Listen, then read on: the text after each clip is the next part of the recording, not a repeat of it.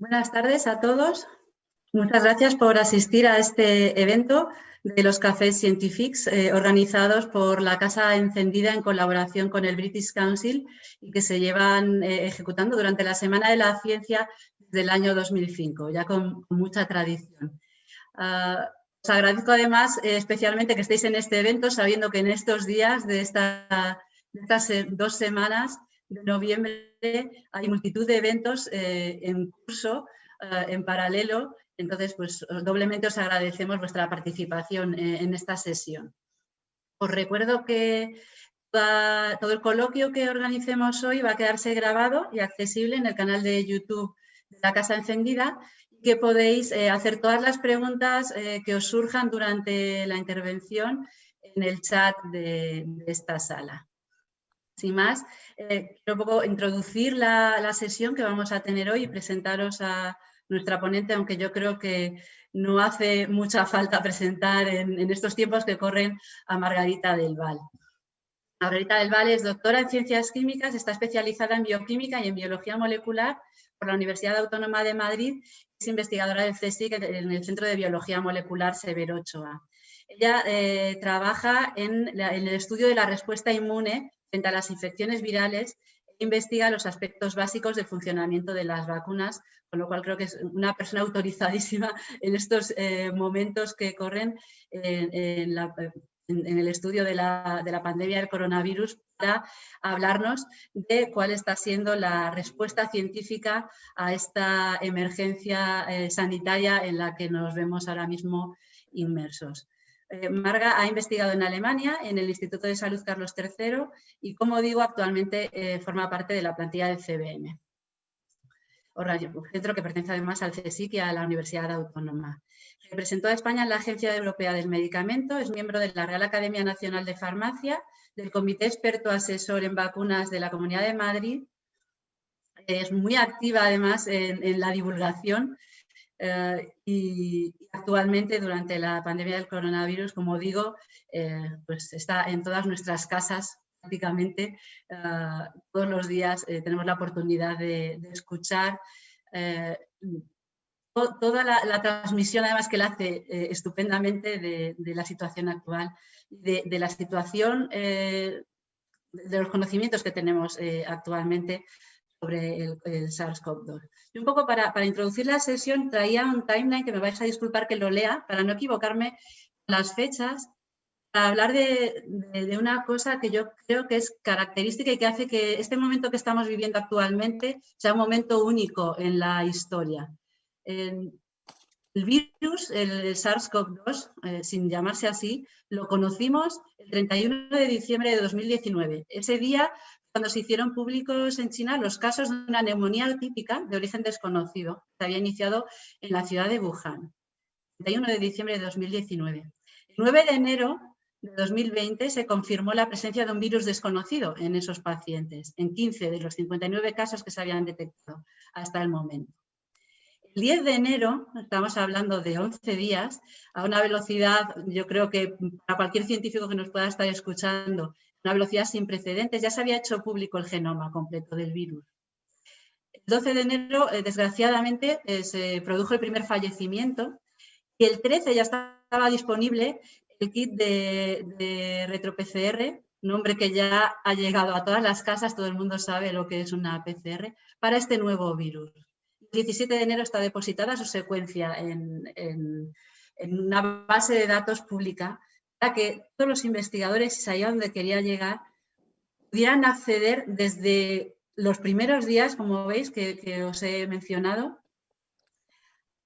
a ponerse a trabajar, a ponerse en marcha, a lanzarse a una velocidad sin precedentes antes y a organizarse como comunidad internacional científica en la lucha contra este virus. Y aquí en España no nos quedamos atrás. Aquí en España el CSIC, por ejemplo, que es el organismo al que yo también pertenezco y el que mejor conozco, por tanto, puso en marcha una plataforma, la Plataforma Temática Interdisciplinar de Salud Global, que está coordinada precisamente por Margarita, que pretende agrupar todas las perspectivas posibles para dar una visión global de una pandemia. Bueno, en este caso en concreto sería de la COVID-19, que es la que nos ocupa, pero después hablaremos un poco más en detalle con Marga sobre la plataforma. Se hace extensible, digamos, a los retos que se nos puedan plantear en el futuro.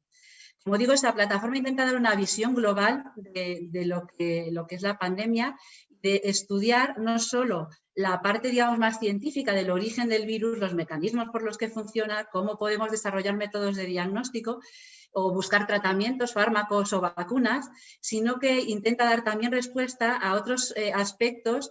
El contexto de estos cafés científicos yo creo que son también muy importantes. Son aspectos de impacto de una pandemia en la sociedad.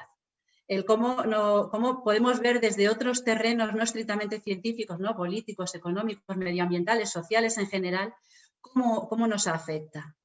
En ese sentido, yo creo que la presencia de Marga, que nos puede también comentar un poco cómo esto se está viviendo desde la plataforma, es importante. En este contexto de emergencia y de nuevo con ese punto de vista social, hemos asistido también al minuto a los avances científicos y hemos asistido también a algo que es un poco, y quizá después en el coloquio podemos profundizar más ahí, nos ha roto quizá un poco nuestros esquemas, ¿no? Como sociedad. Hemos visto como nuestro sistema sanitario, que pensábamos era uno de los mejores del mundo, se desmoronaba porque era incapaz, ¿no? Se veía incapaz de absorber esas cifras de enfermos a las que nos estábamos enfrentando en las primeras olas. O cómo no ha sido tan fácil, quizá como pensábamos, conciliar nuestras formas de vida, nuestra cultura, ¿no? Tan cercana, tan familiar, tan social, tan marcada por la interacción interpersonal, las indicaciones, ¿no? Más básicas que nos venían de la prevención. O cómo nuestros barrios o nuestras ciudades, en este caso, parecen no estar adaptados como necesitaríamos para esas necesidades impuestas en la pandemia. Yo creo que analizándolo desde la perspectiva científica sí podemos abordar y acercarnos a estas otras temáticas más sociales y yo creo que es un poco lo que vamos a intentar hacer durante el coloquio.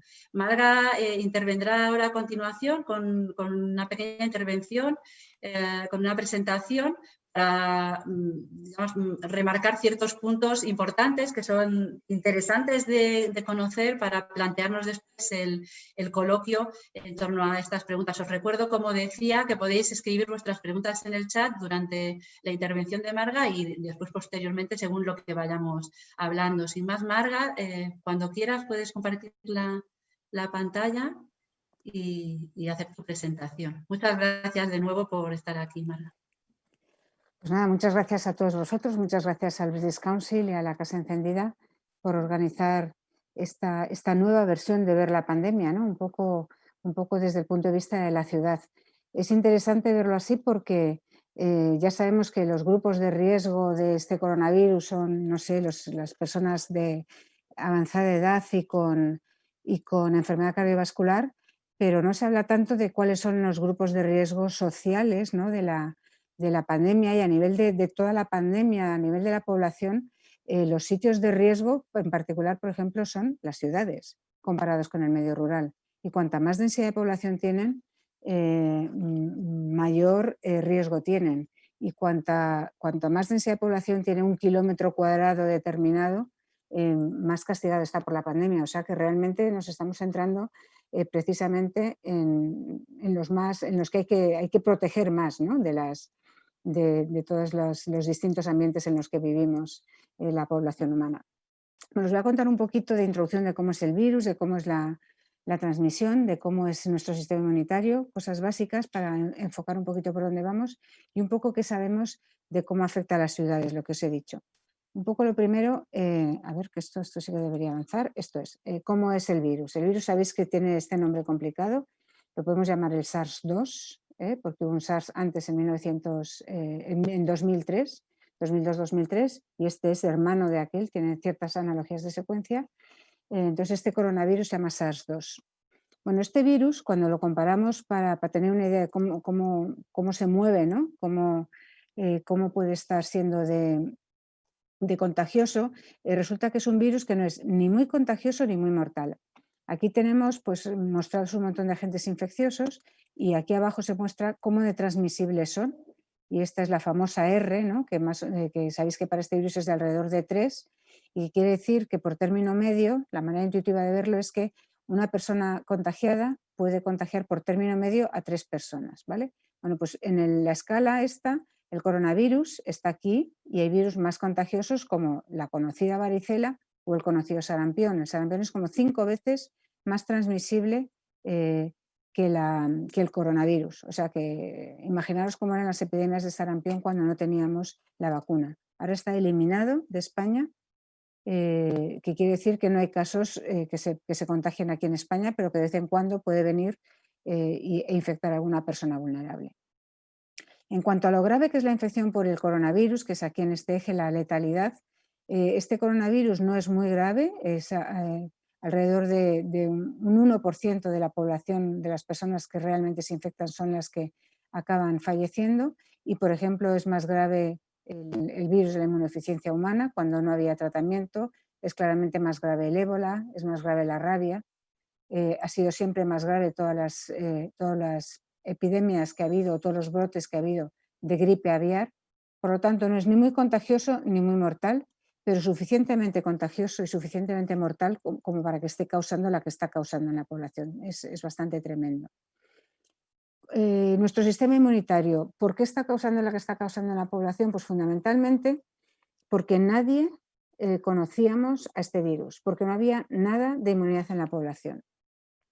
Y antes de entrar a explicaros esta diapositiva, comentaros que esta situación de que no había nada de inmunidad en la población, la última vez que la hemos vivido ha sido en el siglo XV y siglo XVI.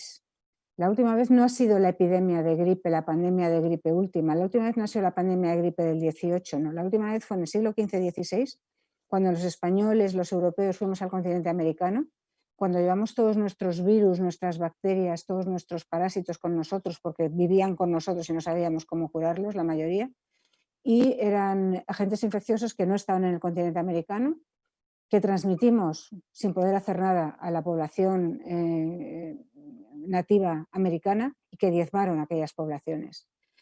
Por suerte este coronavirus, aunque la situación es la misma, ha entrado en el mundo en una población que nadie tiene inmunidad, no es tan letal como era la viruela, que fue la peor probablemente que transmitimos a aquellas poblaciones americanas. Además sabemos muchísimo más y por lo tanto obviamente estamos en mucha mejor situación. ¿Cómo es la situación cuando nadie tiene nada de inmunidad en la población? Bueno, pues cuando no hay nada de inmunidad, estamos todos en azul, estamos sanos, pero no estamos vacunados, entra el virus y un par de personas empieza a infectar a todos los que están a su alrededor. A lo mejor esta persona se contagia, estas personas se contagian, esta ya se cura, pasa a amarillo, ya se ha recuperado, pero hay algunas que fallecen mientras tanto. La situación de la población mundial, ahora mismo estamos en este punto, se han contagiado unas cuantas personas. En junio se hizo 3 rondas del estudio de seroprevalencia, es decir, cuántas personas se habían enfrentado a la enfermedad sin saberlo, o a la infección sin saberlo, y había un 5% en España, en junio. Se va a hacer ahora en noviembre, diciembre, una 4ª ronda y a lo mejor ha habido, no sé, esta es mi apuesta, un 14% de personas que ya han pasado la infección, que ya tienen una inmunidad frente al virus, pero todavía somos pocos. Por lo tanto, si no hubiese ningún control, si no tuviésemos ninguna medida de contención, si no tuviésemos la investigación para controlar esto, pues se acabaría eventualmente contagiando a toda la población y habiendo un número muy importante de fallecidos. Un 1% de la población se esperaría aproximadamente. Bueno, por lo tanto hay que ganar tiempo para lograr que con la investigación encontremos soluciones, soluciones que pueden ser desde vacunas antivirales a soluciones que pueden ser pues cómo se transmite el virus por el aire y por lo tanto poderlo controlar más. ¿Qué es bueno para que nuestro sistema inmunitario esté equilibrado? ¿Qué es lo que nos defiende del virus? Pues tener una vida sana. Una vida sana es un poco este dicho aquí arriba, mucho trato, poco plato, mucha suela de zapato y un par de cosas más. Vacunas, que no se sabían cuándo se hizo ese dicho, ¿no? Las vacunas, ahora tiene sentido que las personas de los grupos de riesgo se vacunen de la gripe y a quien le toque también que se vacune el neumococo. Neumococo es mayores de 65 años, una vez en la vida. La gripe son los grupos de riesgo que son casi los mismos que los del coronavirus y vacunaros por ahora solo los grupos de riesgo. Si hay suficientes vacunas para más personas, podemos pasar a vacunarnos a lo mejor los que no somos grupos de riesgo, pero todavía por ahora está habiendo en algunos sitios tal demanda de la vacuna de la gripe que no la ha habido ningún año, que hay que dar paso a los que más la necesitan, a los que más se benefician de ella. Bueno, hay que cuidar nuestras barreras, la piel y las mucosas, es muy importante porque son por fuera la piel y por dentro todas las mucosas, y en el caso concreto del coronavirus, la mucosa nasofaringea, porque es la vía de entrada del virus y además la vía de protección. Cuando las mucosas están sanas, primero bien hidratadas, lo que hacen es que evitan que el virus entre. Tienen además barreras como son la saliva, los mocos, que tienen antisépticos o que incluso son una barrera física para que el virus atraviese o llegue a los pulmones. Tienen además una serie de superficies que evitan que entre el virus, que llegue a las células en las que se tiene que multiplicar. Cuando al final el virus llega, pues bueno, lo que hace es empezar a infectar las células para hacer muchas copias de sí mismo, no para dañarlas, no es su intención hacernos daño, pero a veces hacen daño, claro, los agentes infecciosos, y este virus hace daño y eso es lo que causa los síntomas. Y cuando se multiplica suficiente el virus, pues este virus se puede transmitir a otra persona. Si el virus no fuese capaz de multiplicarse en ninguna persona, no se transmitiría, no existiría, se habría quedado en su reservorio animal. Pero como es capaz de multiplicarse suficiente y de hecho mucho en la cavidad nasofaringea, se transmite muy bien a otras personas. ¿Qué es bueno también, aparte de mantener las mucosas hidratadas y en buen estado? Pues a ello contribuye desde luego la comida variada y equilibrada, y aquí tenemos una comida equilibrada con la dieta mediterránea, que tenemos el aceite de oliva, y hay que volver probablemente a la dieta mediterránea, y una de las buenas noticias es que durante el confinamiento los que investigan en nutrición han visto que sí, que se ha vuelto a hacer una alimentación un poco más básica y más sana, por lo tanto eso son buenas noticias. Hay que hacer ejercicio moderado. Uy, ¿qué me he pasado? Hay que hacer ejercicio moderado, y el ejercicio moderado es importante porque produce una cierta satisfacción. Incluso quien hace mucho ejercicio se vuelve adicto, ya lo sabéis, pero una cosa moderada, no os pongáis a hacer maratones, ayuda a dar suficientes señales de satisfacción junto con las otras cosas que tengo aquí listadas: el dormir bien, el no tener estrés, quien sepa cómo se hace que me lo diga, y el tener buenas relaciones sociales. Todas ellas ayudan a estas señales de satisfacción que mantienen que nuestro sistema inmunitario esté en la dirección de estar preparado, estar activado para responder a las agresiones externas. En caso contrario, si tenemos estrés, dormimos mal, etcétera, lo que se hace es que el sistema inmunitario esté más apático, menos reactivo, e incluso que tenga más componente inflamatorio, que es uno de los problemas que tiene esta enfermedad precisamente. La complicación con una inflamación prolongada, persistente, que se complica con otras enfermedades previas que pueden estar también teniendo un componente inflamatorio. Bueno, pues esto es lo que hay que hacer. Hay cosas que son más difíciles durante la pandemia, sobre todo durante el confinamiento, pero ahora realmente se está respetando que se pueda hacer ejercicio manteniendo los parques abiertos y permitiendo el ejercicio al exterior. Y las relaciones sociales, yo creo que ya todos somos maestros de la tecnología y podemos incluso quedar pues, con familiares que no quedaríamos frecuentemente, o con amigos que viven en otros países, y podemos pues, quedar para tomar un aperitivo, para cenar, etcétera. Y debemos de fomentarlo, y debemos fomentarlo también en nuestros mayores, que son los que tienen más miedo y tienen más tendencia a quedarse aislados. ¿Qué hemos aprendido de la transmisión del virus? Pues hemos aprendido, y hay recientemente un informe, ahora os lo cuento, que la transmisión del virus no es tanto por contacto con superficies contaminadas por las gotículas que extraemos, como también por las propias gotículas en cortas distancias y en el corto tiempo.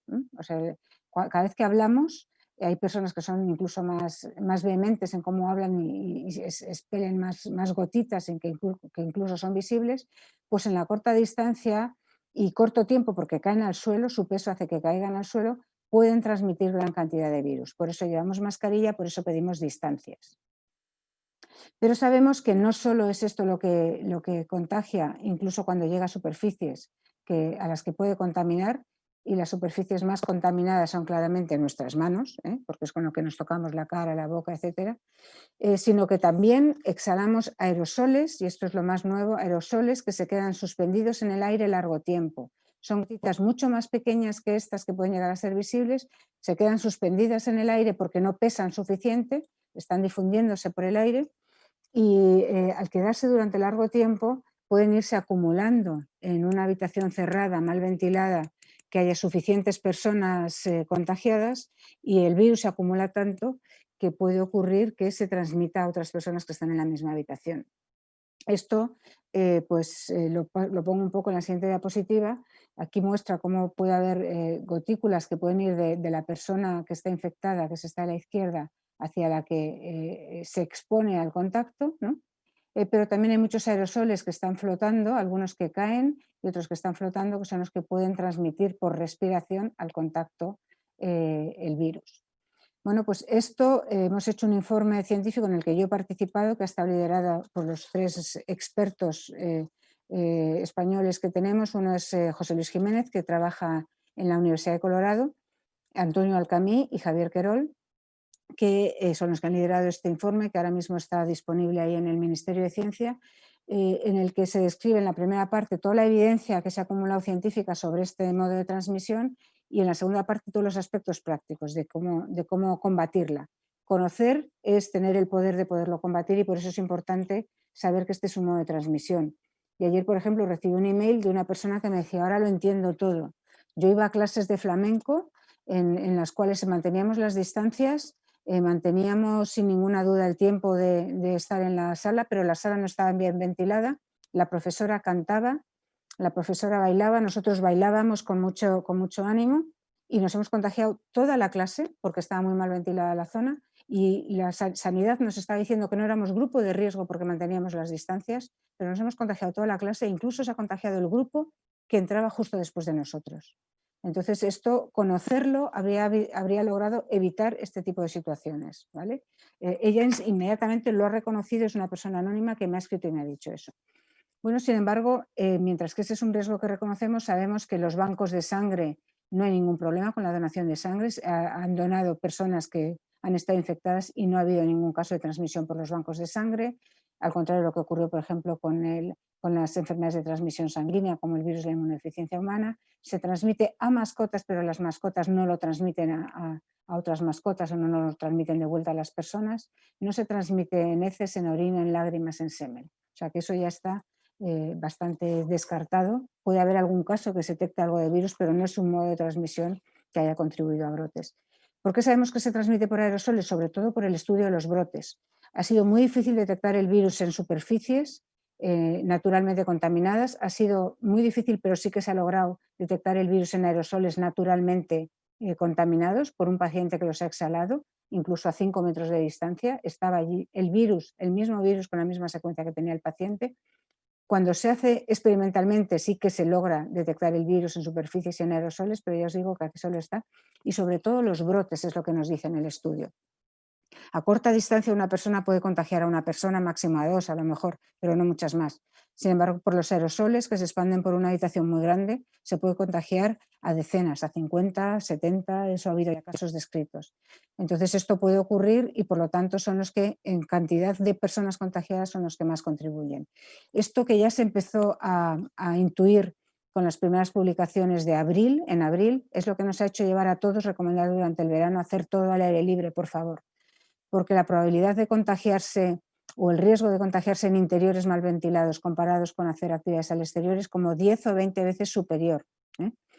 Así que ahora en el otoño-invierno, que no vamos a hacer casi ninguna cosa al exterior, vamos a hacer todas las posibles, pero muchas menos vamos a poder hacer, recordar que el riesgo es como 10 veces superior si no está bien ventilado, y no podemos tener claramente 10 veces más casos que lo del verano. Eso es inimaginable, o sea que mucho cuidado con cómo es.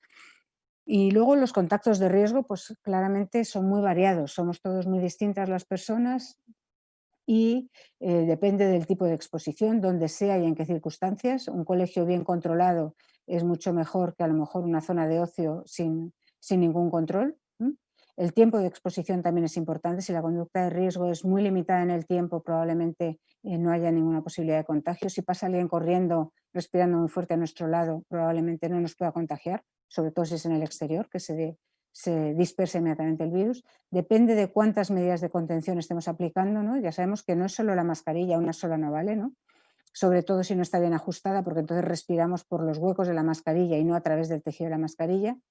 La distancia es importante, el filtrado o el ventilado del aire de de una habitación, un aforo limitado, no solo limitado por la distancia, sino limitado por cómo desaturado está el aire, hacer cosas al exterior y mantener la higiene.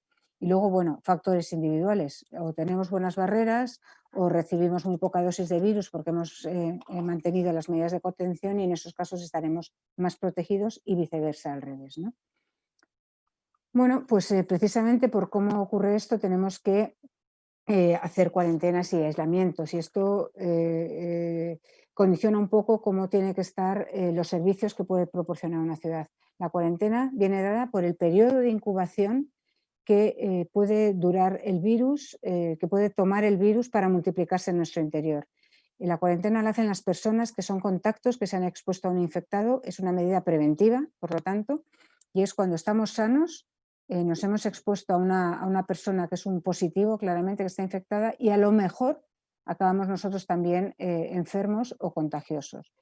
Entonces, lo que se ha visto es que desde el día en que te expones al infectado, si te has infectado con una dosis alta, si las barreras las tienes muy bajas, pues a lo mejor en el primer día incluso ya el virus se ha multiplicado tan rápidamente en tu interior que acaba dando positivo. Esto ocurre en muy pocas personas, pero por eso hay que hacer la cuarentena inmediatamente en cuanto nos enteramos que hemos estado en contacto con alguien positivo, que normalmente no suele ser el día del contacto, sino cuando a esa persona le han dado el diagnóstico, varios días después. La mayor parte de las personas, el virus se acaba multiplicando a día 4 o día 5, da síntomas o da positivo en diagnóstico, y en unas pocas personas con dosis baja, con barreras muy altas, especialmente resistentes, pues puede tardar hasta 10 días. También en los asintomáticos, a lo mejor nunca se ven los síntomas, pero puede dar positivo por un test de diagnóstico que se haga en un barrido o en un cribado poblacional. Los asintomáticos ya sabemos que también son contagiosos y es uno de los problemas con este virus. Bueno, pues la cuarentena se ha establecido que debe durar 10 días, porque ahora ya que ya hemos trazado muy bien la relación entre los contactos y quién acaba siendo contagiado, en ese periodo de 10 días el 95% de la población acaba multiplicando el virus hasta dar positivo por PCR en el primer día, en el quinto o en el décimo, en cualquiera de ellos, ¿vale?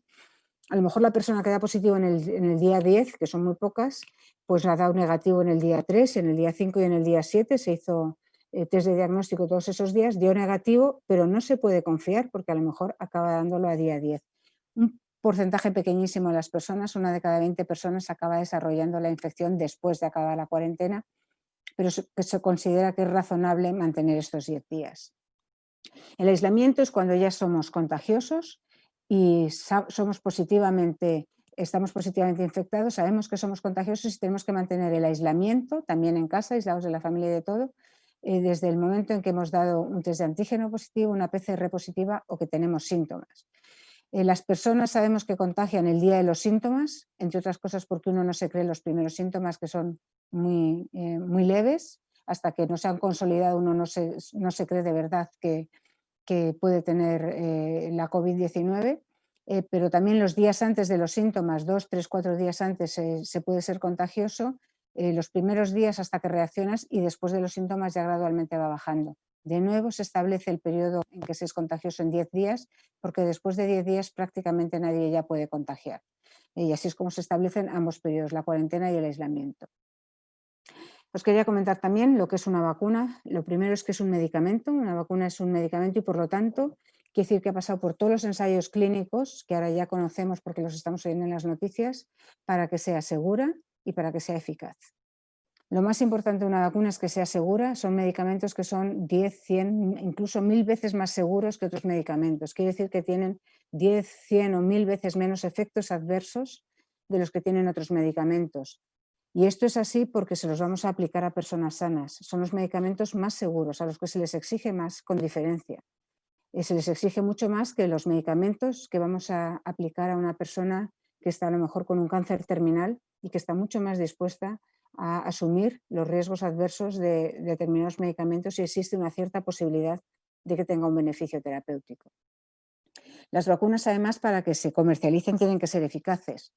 Y a lo mejor con la velocidad a la que vamos, las primeras vacunas no van a ser las más eficaces, pero a lo mejor sí. Pero en esto a lo mejor sí que estamos comprometiendo un poco la eficacia de las vacunas porque merece la pena tener una vacuna, aunque sea menos eficaz o menos potente al principio de la pandemia, al principio del desarrollo de las vacunas, porque están muriendo pues del orden de 150.000 personas al mes en el mundo. Entonces es importante ganar tiempo. Vendrán otras vacunas después porque ya sabemos que tenemos como 200 candidatos en desarrollo y a lo mejor hay alguna otra que puede mejorar a las primeras que salgan.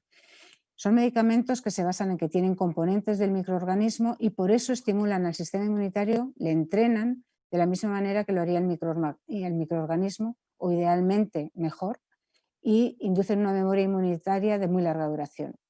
Y por eso, porque están entrenados, protegen frente a esa enfermedad infecciosa para la que se ha vacunado. Son preventivas sobre todo, no son curativas, y esto es bueno porque más vale prevenir que curar, y pueden evitar los síntomas leves, los síntomas graves, la muerte, y estas son buenas vacunas porque evitarían la COVID-19, protegerían de la enfermedad. Y daros cuenta que el anuncio que ha hecho la compañía Pfizer esta semana ha sido de que tienen un producto que puede evitar los síntomas leves con una eficacia de un 90%. Solo han hablado de los síntomas leves porque son los únicos datos que tienen hasta el momento, ¿vale? No han hablado nada de síntomas graves ni de muerte, que es lo que nos gustaría que protegiese algo a lo que le llamásemos vacuna, porque todavía no tienen los datos. Tardarán más tiempo en tenerlos y cuando los tengan los comunicarán. Todavía no los tienen. Pero por ahora no hay que lanzar las campanas al vuelo porque todavía este producto no se puede decir que sea una vacuna útil. Cuando tengamos un producto que pueda proteger de los síntomas graves y de la muerte, sí que protegerán de la enfermedad y sí que tendremos algo que podemos llamar genuinamente vacuna.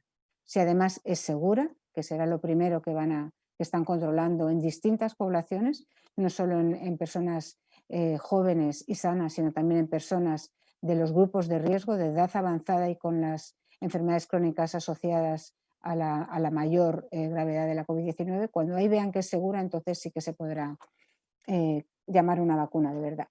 Pero hay otras vacunas que además evitan el contagio y la diseminación del microbio, por lo tanto que evitan que se transmita de unas personas a otras, que cuando una persona está vacunada, el virus no es capaz de echar raíces en esa persona, no es capaz ni de empezar a multiplicarse ni en unas pocas células, por lo tanto no se lo puede contagiar a nadie, y esto es lo que logran es una inmunidad colectiva de la población. Controlan la pandemia, ya no es que controlen la enfermedad en una persona, sino controlan la pandemia de la sociedad, porque protegen de la transmisión. Y esta sería ya para nota, ¿no? Pero si tenemos lo de la derecha, algo que proteja la enfermedad, estaríamos ya muy contentos. La protección ocurre porque entrenan a nuestro sistema inmunitario. Las personas que nunca han visto el virus, que al principio éramos toda la inmunidad y ahora somos toda la humanidad, y ahora somos casi toda la humanidad, cuando se infectan se encuentran en un sistema inmunitario muy inexperto, se multiplica el virus mucho y causa toda una variedad de síntomas que pueden llegar hasta ser graves. Sin embargo, las personas que ya reconocen al agente infeccioso porque se han vacunado, idealmente, o porque han superado la infección y han sobrevivido a la infección, en este caso estas personas se encuentran tienen ya un sistema inmunitario entrenado. Si estas personas con el sistema inmunitario ya entrenado, con un cuerpo de élite que son los linfocitos de memoria, se exponen al virus, este virus se encontrará con anticuerpos que se producen y que están en sangre, se encontrarán con linfocitos T que son capaces de contrarrestar la multiplicación del virus en las células infectadas y controlarán también la enfermedad, que tendrán ausencia total de síntomas o serán muy leves. Esto con la inmunidad natural también, y con la vacunación esperemos que sobre todo, ¿no? que lo logremos. Así es como funciona. Y esta inmunidad, este entrenamiento de nuestro sistema inmunitario a largo plazo dura durante muchos años y se fortalece con cada reexposición al virus, de manera que las personas vacunadas, cuando logremos tener una vacuna, aunque estén circulando en una población en la que haya virus infeccioso, estarán protegidos de él y además cada vez su sistema inmunitario se fortalecerá más. Es como si estas personas volviesen a ver la misma película una y otra vez. Cada vez se acordarán más de la trama, incluso se sabrán diálogos, ¿vale? Pues eso es la potencia de entrenamiento que confieren las vacunas a nuestro sistema inmunitario. Yo os voy a contar un poco cómo ha afectado la pandemia a las ciudades, cómo ha afectado a las poblaciones. Esto es una comparativa entre cómo han sido las oleadas de casos de coronavirus en la Unión Europea, que como sabéis, el conjunto de la Unión Europea tuvimos la primera oleada empezando en marzo y abril. Casi todos los países la controlamos y casi todos los países no han tenido oleada de verano como la hemos tenido nosotros y ha empezado a rebrotar al final del verano con una escalada de la pendiente muy alta, ahora con el inicio de los fríos, ¿no? Con el inicio del otoño, que ha llevado a tomar medidas muy fuertes. En Estados Unidos, sin embargo, la primera oleada no se controló igual de bien y enseguida hubo un rebrote importante que se controló un poco y ahora está volviendo a brotar y acelerando igual que en Europa, en Estados Unidos. Bueno, ¿veis este control distinto de los virus? ¿Ha habido más virus en Estados Unidos que en Europa? Pues eso correlaciona con las medidas que hemos tomado. Nos dice que las medidas que tomamos fueron relevantes, merecieron la pena en Europa. Y como ejemplos tenemos a España e Italia. Y vemos que, por ejemplo, a nivel de trabajo, durante la primera oleada, durante el confinamiento severo, tanto en España como en Italia, bajó muchísimo, bajó un 70% la movilidad hacia las zonas de trabajo, y esto se ha movido, se ha mirado viendo el movimiento de los teléfonos móviles de una manera anónima, mientras que en Estados Unidos se mantuvo mucho más el trabajo, se mantuvo mucho menos restricción, y eso ha correlacionado con que no han controlado la primera oleada de esa manera. Lo mismo ha ocurrido con el acceso al exterior de nuestras viviendas, simplemente a la calle o a los parques. En España ha estado muy limitado, como en Italia, y en Estados Unidos prácticamente nada. Y el pequeño comercio, que ha estado parcialmente limitado en Estados Unidos, ha estado mucho más limitado, hasta el 60% en España. Todo esto ha hecho que en Europa, y Italia y España son ejemplos de Europa representativos, ha hecho que en Europa se haya controlado en todos los sitios y en particular en las ciudades la pandemia mucho mejor de lo que se ha controlado en Estados Unidos. Y esta es la prueba de que esto ha merecido la pena, ¿vale? Ha sido muy duro, pero ha merecido la pena para bajar a niveles muy bajos la pandemia durante todo el verano y dejar que pase el tiempo, dejar que ganemos tiempo y que ganemos conocimiento, por ejemplo, el conocimiento de la transmisión por el aire. Y esto es un trabajo de Manuel Franco, que es un español que ha trabajado durante muchos años en Baltimore, en la Universidad Johns Hopkins, y que ahora trabaja en la Universidad de Alcalá. Un artículo divulgativo de Manuel Franco salió en El País, y este es del que os voy a contar lo que él ha visto, y es que en Madrid, una de las zonas de riesgo de España por ser una gran ciudad, en Madrid la salud va por barrios. Él lo había visto antes en Baltimore, y en Baltimore era mucho más acusado que aquí. Pero fijaros la diferencia en esperanza de vida. Hay una diferencia de esperanza de vida de 10 años entre los barrios más ricos y los más desfavorecidos de Madrid. Y esto se ve, por ejemplo, también en cómo ha castigado la pandemia a los distintos barrios. Esta es la incidencia de coronavirus, y como veis, en Chamartín, en el distrito de Chamartín, no en la estación de Chamartín, en el distrito de Chamartín de Madrid, ha habido menos castigo que en Leganés durante la primera oleada, ¿vale? O sea, son zonas. Y Leganés se caracteriza especialmente por ser una zona de una densidad de población muy alta, y además con problemas tales como menos centros sanitarios, están más saturados los centros sanitarios de Leganés que los de la zona norte de la ciudad de Madrid. Y en distintos barrios, ya no en Leganés en particular, pero en conjunto de los barrios que son más desfavorecidos en Madrid, el acceso a la comida es de menor calidad, tanto en los comercios como en los restaurantes o en los bares. Hay menos acceso a polideportivos, a parques, y por lo tanto se tiene una salud no tan buena. Y además hay más zonas en las que se puede fumar, en las que se puede beber, y esto contribuye de nuevo a una peor salud. Bueno, pues esto es lo que hace que la salud va por barrios en condiciones normales, pero la salud también va por barrios durante la pandemia, y las zonas más pobladas son las que lo sufren más.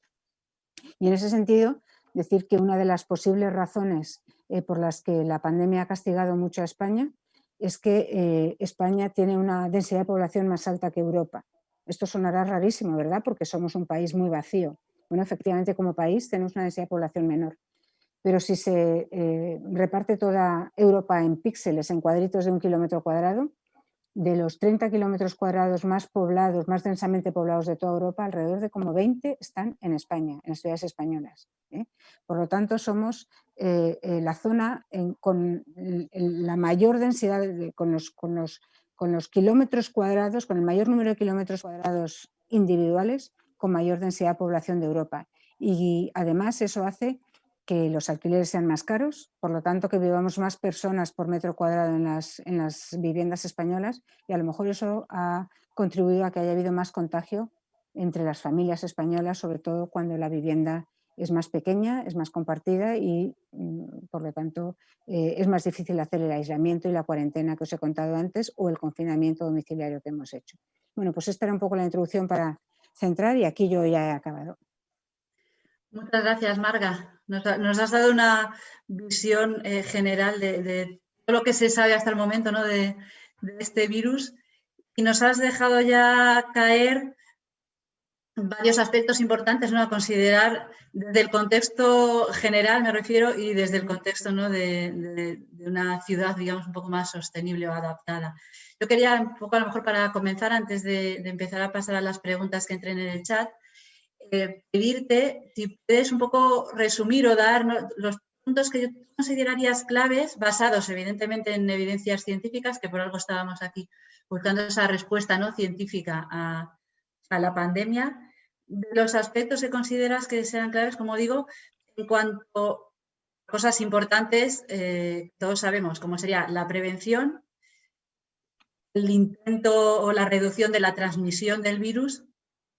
Y otra cosa que creo que es fundamental y que a veces no se habla tanto sería un rastreo de contactos, que creo que es imprescindible, ¿no?, para controlar la expansión de la pandemia. Quizás si nos puedes resumir o darnos los titulares, ¿no?, de qué cosas consideras tú, apoyadas por la evidencia científica, que son importantes a tener en cuenta de cara a una mejor gestión, ¿no?, de la pandemia. Hombre, pues por ejemplo, el tener todas las intervenciones que sean tempranas, esto desde luego ayuda. Eso, igual que se han visto, pues eso, que los brotes son más frecuentes en interiores que en exteriores, o que la movilidad de los teléfonos, cuando disminuye la movilidad de los teléfonos, por lo tanto las personas, que eso hace que sean más, que bajen el número de casos, ¿no?, que se achate la curva, como decíamos entonces, que baje el número de casos y que se mantenga estable durante una serie de meses, pues eso claramente se ha demostrado que funciona. Se ha demostrado también que funciona durante el verano. Las personas que han tenido acceso a la mascarilla, a retirarse de los sitios en los que hay más conductas de riesgo, que son las personas de mayor edad, porque veían que en ello les iba la vida, se han retirado de las zonas de contagio, de manera que la edad media de la población que se ha infectado ha sido mucho más baja durante la oleada de verano que durante la oleada de primavera.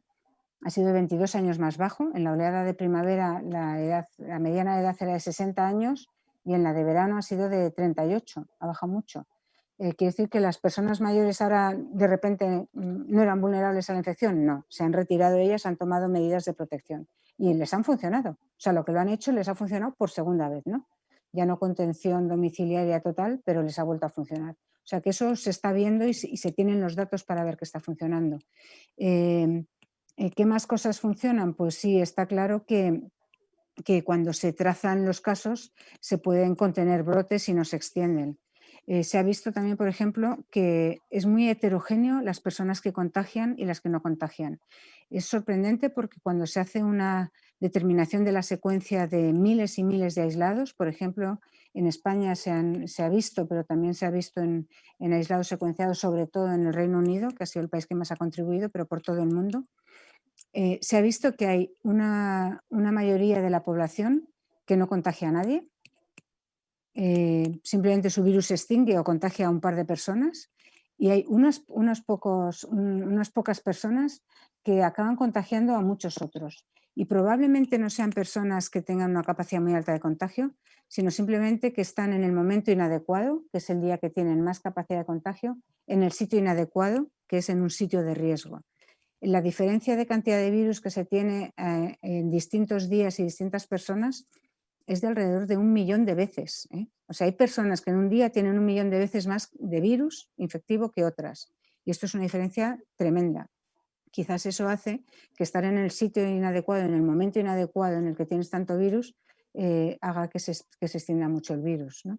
Entonces, esto también es una cosa que está bastante clara. Sí, hemos ido sabiendo cosas. Sabemos que que el sistema inmunitario nos está protegiendo, que esto no es un SIDA, que esto no es una inmunodeficiencia, que no es óptimo, pero que nos protege clínicamente, que no ha habido prácticamente reinfecciones. A lo mejor no ha dado tiempo, bueno, pero es que no ha habido. Llevamos más de 50 millones de infectados y se han descrito 4 reinfecciones en el mundo, 4. O sea que realmente no están teniendo lugar. Y 2 de ellas han sido más benignas que la infección primera. En las otras 2 no se sabe si ha habido algo que haya afectado entre medias al sistema inmunitario. Se van teniendo certezas y se sabe que bueno, se puede hacer bastantes cosas que ya vamos sabiendo cómo controlarlas. No se sabe, sin embargo, si las personas que se reinfectan, que han tenido que ser bastantes más de las 4 que se han visto, no se sabe si aunque hayan tenido un curso absolutamente benigno de la infección porque estén protegidos, si esas personas son capaces de multiplicar el virus en su interior. Por lo tanto, si esas personas multiplican el virus, serían contagiosas. Y si son contagiosas, atención, hay que tener mucho cuidado, aunque ya hayas pasado la enfermedad, estés tranquilo, porque a lo mejor estás contagiando a otras personas y probablemente, a lo mejor incluso estés contagiando pues, a personas de tu familia que son muy vulnerables. O sea que mucho cuidado con confiarse en eso. Es una de las cosas que tenemos pendientes y que hay que seguir vigilando. Hay que saber si tenemos que tener un rastreo de las personas que ya han pasado la infección o no, o si nos podemos despistar con ellas ya y no tienen que hacer cuarentena y no tienen que hacer aislamiento cuando se detecta que se reinfectan o cuando son contactos estrechos de alguien cercano que da positivo, y eso lo tenemos que estudiar para saber si se puede parar ahí. Bueno, pues hay una serie de cosas que nos ayudan claramente a prevenir y a contener la infección. Muy bien. Yo creo que están entrando ya preguntas en el chat y van varias en la línea del informe que mencionabas antes de las vías de transmisión del SARS-CoV-2 y del tema de los aerosoles. Yo creo que es importante. Entonces, las leo, bueno, yo creo que las podemos leer relacionadas. Chano pregunta, dice que su duda es que en el aire libre, quizá, bueno, yo te la leo tal cual está, no sé si yo creo que no la entiendo muy bien. Vale. En el aire libre puede estar el virus, pero no tiene carga vírica. Sin embargo, el virus es capaz de replicarse en 24 horas por 10.000. Eso es lo que no me cuadra para ir en el exterior sin mascarilla. A ver, el virus se tiene que acumular en el aire. O sea, en un sitio cerrado, mal ventilado, el virus se tiene que acumular. No es suficiente en un minuto que esté allí una persona contagiosa respirando. Se tiene que acumular y solo exhala una parte todo lo que se multiplica en su interior, claramente.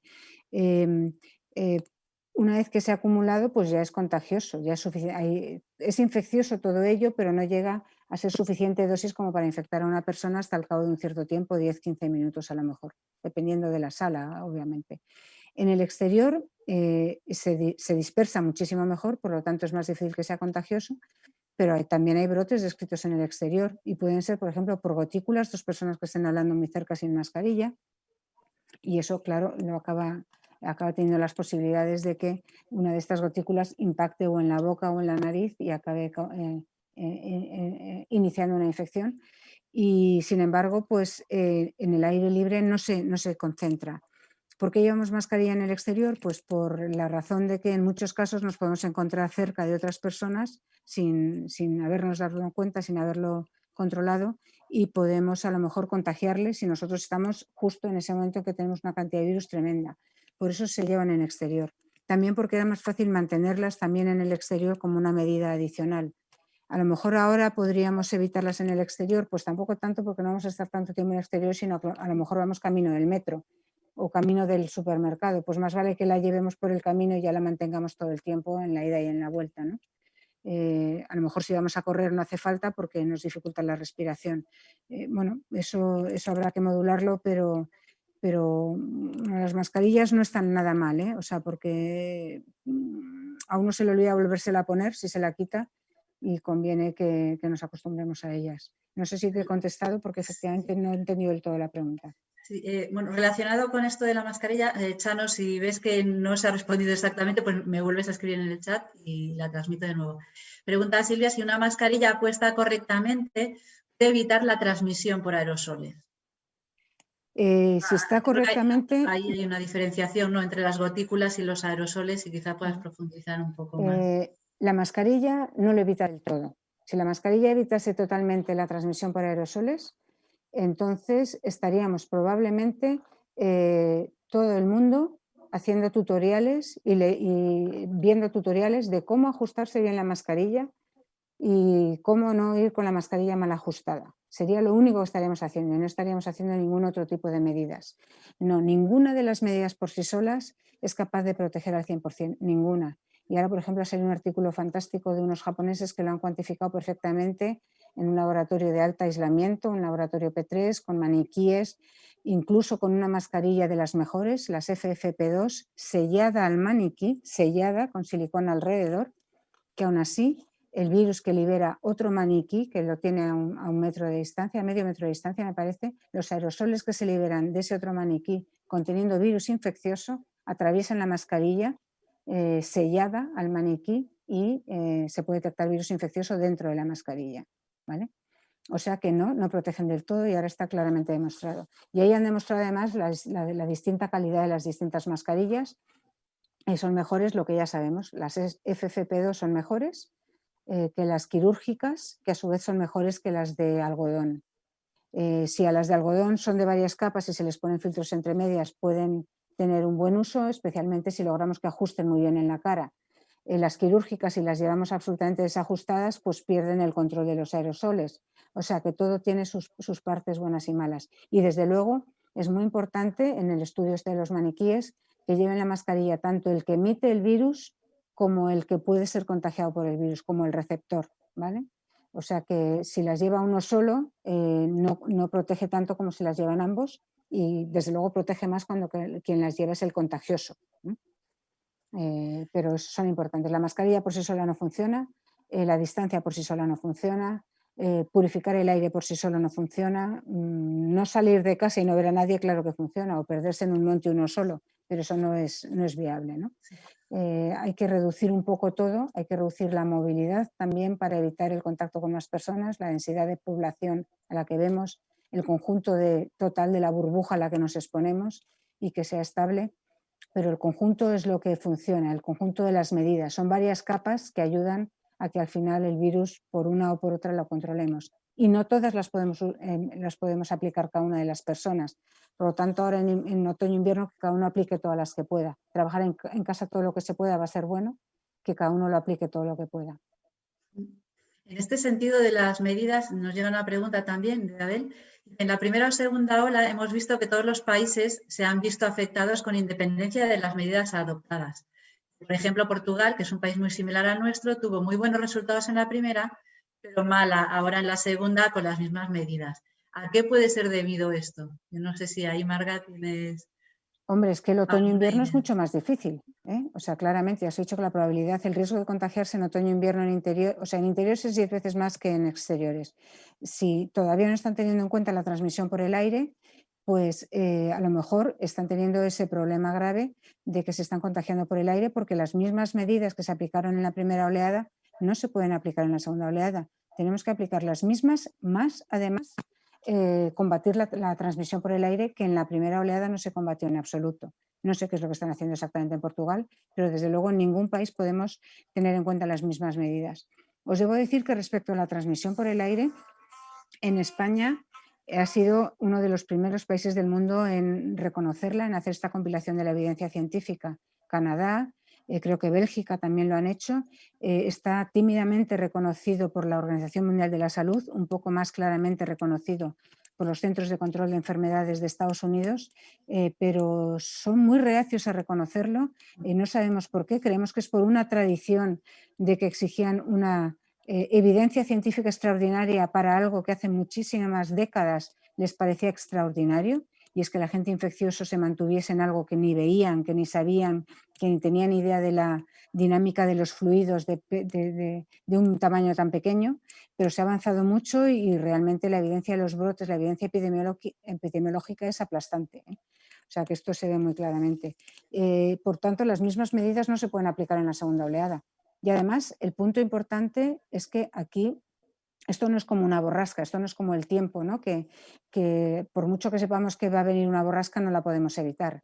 Si sabemos que va a venir una oleada y tenemos unas ganas de combatirla, la actitud de la población va a evitar que haga mal tiempo. Es decir, la actitud de la población va a evitar que la oleada suba. Vamos a contener los casos con nuestra actitud, con nuestra responsabilidad como personas, con nuestra responsabilidad todos los que tengamos autoridad o los que tengan autoridad para gestionar la pandemia. O sea que esto sí que es muy importante. Nuestra actitud, nuestra concienciación, nuestra mentalización va a hacer que controlemos la pandemia. Y cuanto menos casos tengamos, más confiados estaremos. Y cuando volvamos a tener casos, más nos mentalizaremos. O sea que sí que es de esperar que tengamos unas ciertas subidas y bajadas. Yo prefiero pequeñas subidas y bajadas a montañas rusas muy exageradas. Pero bueno, depende del conjunto de todos nosotros. En este sentido había otra pregunta que yo creo que más o menos ya la has respondido, que era por qué las autoridades, si hay una evidencia detrás del hecho de que los contagios se producen más en interiores, en locales de hostelería, gimnasios o otro tipo de interior, porque las autoridades no aumentan presión unas semanas en ese tipo de actividades, siguen planteando otro tipo de restricciones en parques o jardines. Son lugares al aire libre donde los contagios se presupone que van a ser menores. Bueno, en los parques y jardines lo que están limitando, entre otras cosas, son el uso de estos aparatos, ¿no? Que están diseñados para que hagas una tabla de ejercicios y te guíen un poco. En parques y jardines sí lo han empezado a limitar por cuestiones de que les era complicado controlarlos, pero en realidad por todos los lados estamos diciendo que por favor los dejen abiertos durante más tiempo y a ver si lo logramos. Os animo a que vosotros también lo digáis. Los parques y jardines es de las cosas que las tienen que mantener libres, que fue uno de los errores que tuvimos en España en la primera oleada, porque cerramos todo, porque también es cierto que los madrileños el primer día que nos dijeron el confinamiento total, nos fuimos todos a la Sierra de Madrid y estaba pues como la Gran Vía, ¿no? O sea que realmente somos tantos, la alta densidad de población hace que incluso acabemos llevando una alta densidad de población a parques y jardines. Bueno, pues si ahí se respeta que no haya aglomeraciones, pues serán sitios seguros y ahí también podemos colaborar todos. La hostelería, bueno, ahora realmente están reaccionando todos. A la hostelería le parece que las medidas para contener la transmisión por aerosoles las han acogido bien porque son relativamente baratas, desde luego más baratas que tener que cerrar. Y bueno, pues están dispuestos a entender el problema, a ver cómo controlarlo. Y aquí algo que hemos identificado todos que era un sitio de contagio, pues que se puedan poner las medidas y que pueda ser una actividad que podamos seguir disfrutando todos y en particular económicamente todos los propietarios y todo el sistema, todo el turismo y el ocio en España, ¿no? Con condiciones restringidas, es decir, claro, el aforo tendrá que ser inferior al completo, pero el aforo se tendría que restringir muchísimo en las zonas que no tienen una buena ventilación o purificación, pero en otros sitios que sí que lo implantan, pues se podría estar mucho más tolerado. O sea que eso habrá que regularlo y habrá que ir implantándolo. Ojalá lo hubiésemos hecho en junio y no ahora en noviembre. Lo que pasa que, como todo en la ciencia, te mueves en la incertidumbre, ¿no? Tardan en llegar las evidencias y tienes que ir adaptando también la respuesta a esas evidencias. Yo creo que ahí también hay una parte necesaria de explicar, ¿no?, al público general de cómo se trabaja en este terreno. O sea, necesitas evidencia para poder establecer, digamos, una norma. O sea, que como tú bien estás diciendo, al principio pues a lo mejor no lo sabíamos, no estaba tan claro y se ha modificado con el paso del tiempo cuando vas adquiriendo más datos. Hombre, por ejemplo, en este sentido, durante todo el verano lo que hemos dicho desde todos los ámbitos es vamos a hacer todo al aire libre. Esto ha sido unánime, lo hemos dicho por todos los lados y de fondo estaba esto, ¿vale? De fondo estaba esto, que todos habíamos oído que se transmitía mucho menos en exteriores que en interiores. Incluso los más incrédulos también lo estaban transmitiendo. Todo al aire libre será mejor. Y basándose también en esto, las actividades en los colegios se han diseñado con aulas ventiladas desde el primer día. También se han diseñado con limpieza en algunos sitios con desinfección de las suelas de los zapatos para un virus de transmisión respiratoria. No tiene mucho sentido, pero se ha metido eso también, ¿no? Bueno, pues eso no hace falta realmente, eso ya está claro que no hace falta. Seguir teniendo higiene de manos y de superficies especialmente arriesgadas, sí, pero por ejemplo en hospitales, ¿no?, en sitios que tocan mucha gente, pues sí, pero esas cosas no. Entonces los colegios han empezado con buen pie y se ha visto que la ventilación ha hecho que los colegios que teníamos mucho miedo, sin embargo, estén funcionando bien. No son sitios de mayor riesgo en absoluto que cualquier otro. La verdad que sí que han implementado unas medidas al final, en el poco tiempo que tenían, se han adaptado. Van a entrar preguntas de vacunas también, Marga. Entonces, pero te pregunta, ¿es posible que una posible vacuna no genere protección a largo plazo?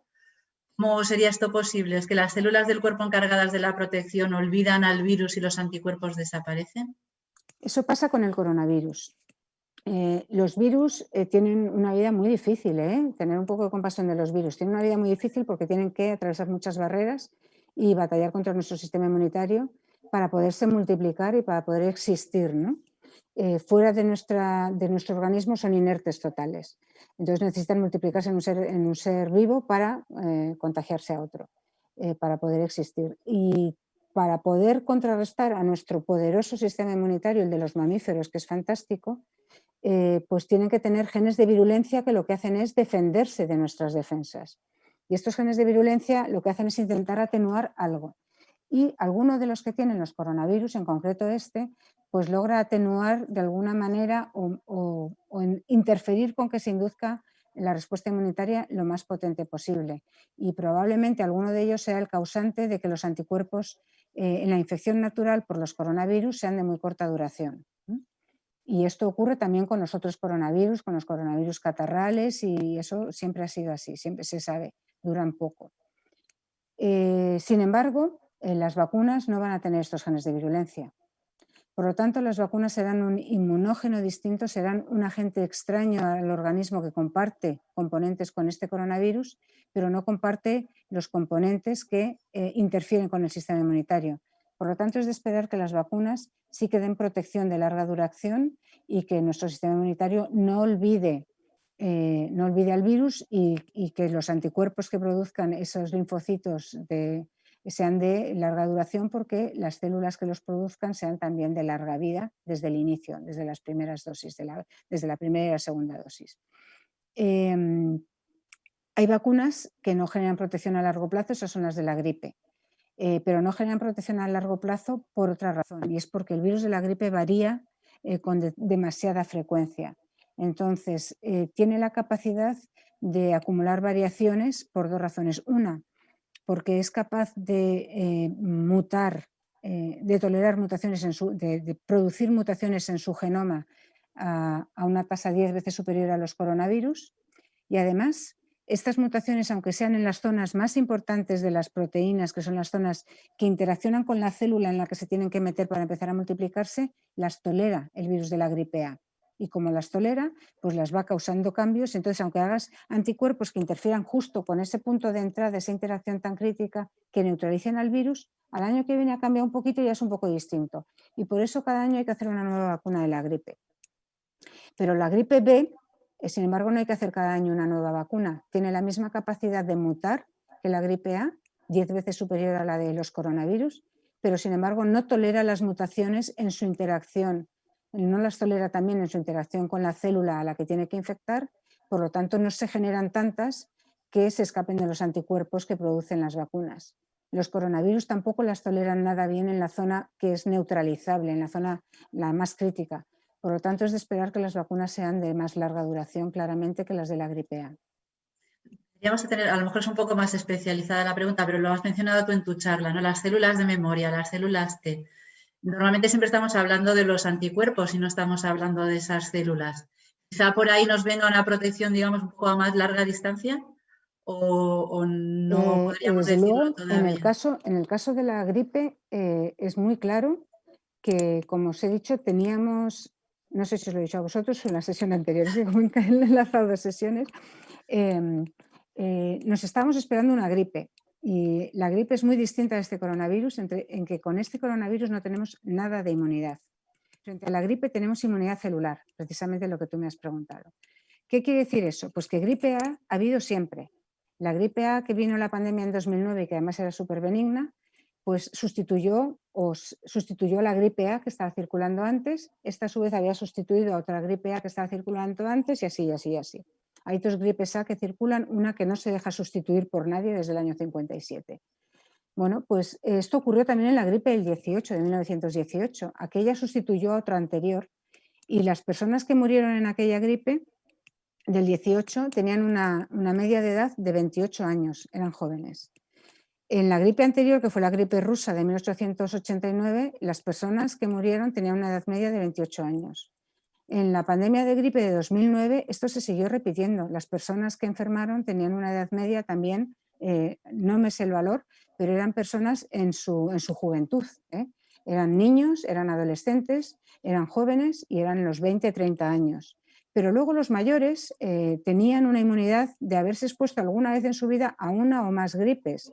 Y esa inmunidad que tenían a todas las gripes SARS anteriores es lo que evitó que enfermasen las personas mayores, que sin embargo sabemos que cuando esta gripe se ha quedado son las que sufren más de la gripe, son las que contribuyen con los 5.000 o 15.000 muertos que hay cada año de la gripe A.